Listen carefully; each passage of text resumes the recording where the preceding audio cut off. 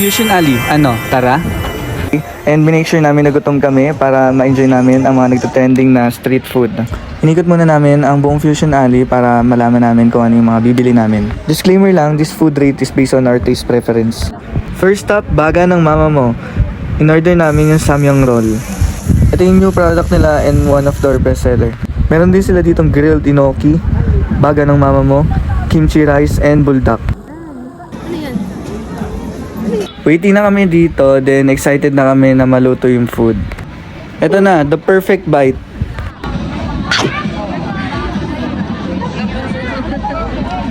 What is it? Beef samyang roll, 10 out of 10. And then umorder kami ng grilled beef enoki. 10 out of 10 din. Technique namin dito, order lang kami ng isa. Then, to-share na kami para matikman namin ng iba pang mga street food.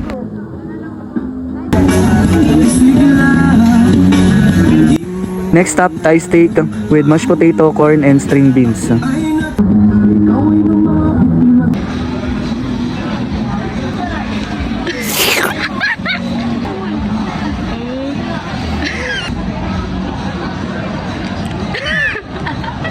is it? 9 out of 10. Kita naman sa mga mukha namin na nasarapan kami. Yun nga lang, medyo bitin lang talaga sa mashed potato, corn, and string beans. How is it?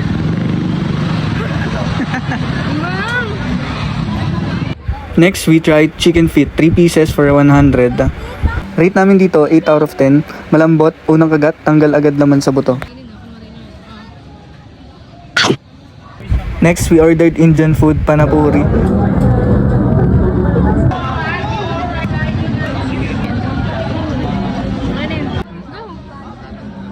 Rate namin dito is 10 out of 10. Crunchy and saucy yung loob niya. Next, kakakain namin. Nagtry kami ng drinks sa Kokomogu. Tinry namin yung mango flavor. Meron siyang fresh mango and then nata de coco. Rate namin dito is 9 out of 10. For dessert, made by Naomi, tinry namin yung matagal na niyang kinikrave na Dubai pistachio. Tinry namin yung bagong product nila na chewy pistachio cheesecake.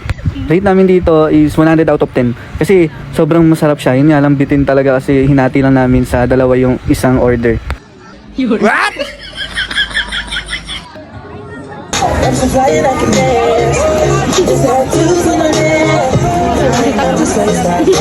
Tinry namin yung nagtitrending on TikTok, sherbet ni Chris Brown.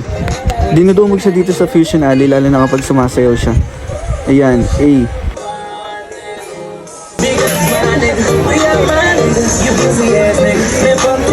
So yun na nga, muntik pa ako mapalaban ng sayawan.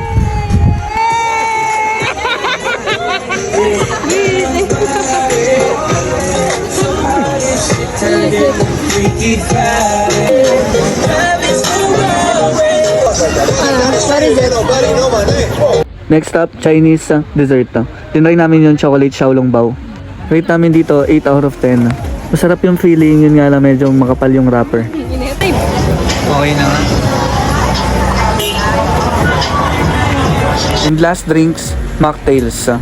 Dito ako na-inspired sa mga drinks nila kasi handcrafted yung mga drinks nila from base to garnish.